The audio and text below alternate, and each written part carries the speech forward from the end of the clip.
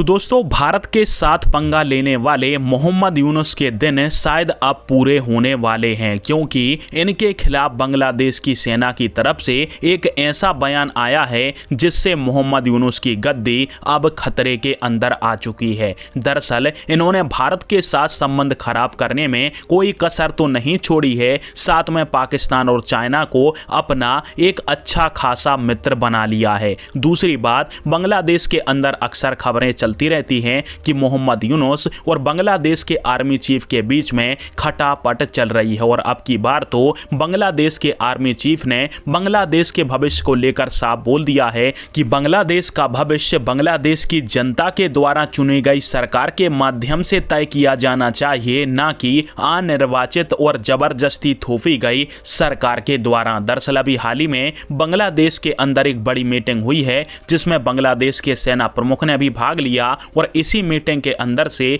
अब यह खबर निकल के सामने आ चुकी है, जहां पर बांग्लादेश के सेना प्रमुख म्यांमार तक बांग्लादेश से बनाए जा रहे कॉरिडोर के भी सख्त खिलाफ हैं। और उन्होंने यह बोला है कि बांग्लादेश के सेना प्रमुख होने के नाते मैं बांग्लादेश और म्यांमार के रखाइन इलाके तक बनाए जा रहे कॉरिडोर का तहे दिल से विरोध करता हूं, क्योंकि इससे होगा यह है कि बांग्लादेश की संप्रभुता खतरे में पड़ जाएगी और बांग्लादेश को जबरदस्ती म्यांमार के गृह युद्ध के अंदर ढकेल दिया जाएगा। दरअसल इस कॉरिडोर को बनाने का प्रस्ताव संयुक्त राष्ट्र ने दिया था और बोला था कि बांग्लादेश म्यांमार के रखाइन इलाके तक एक कॉरिडोर बना दे ताकि वहां तक खाने पीने की चीजें और दवाएं वगैरह पहुंचाई जा सकें, क्योंकि इस इलाके के अंदर गृह युद्ध चल रहा है, जिसके कारण से लोग काफी ज्यादा परेशान हैं। परंतु अब सेना प्रमुख ने, बांग्लादेश के सेना प्रमुख ने ऐसा करने से साफ इनकार कर दिया है और यह भी सीधे तौर पर बोला है कि बांग्लादेश का भविष्य अब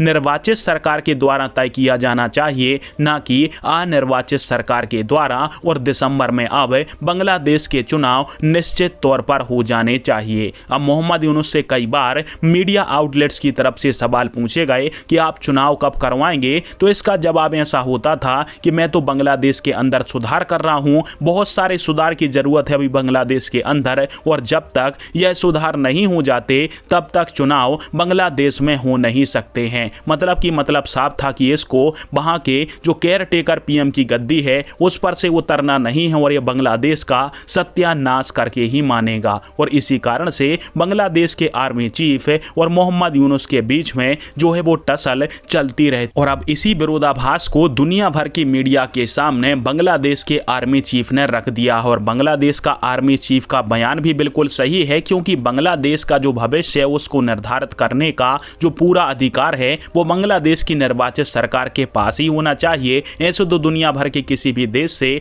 जो सरकारें आकर बैठा दी जाती हैं जनता के सिर पर, वो सरकारें हमेशा ही देशों के लिए बहुत ही भयावह साबित होती हैं।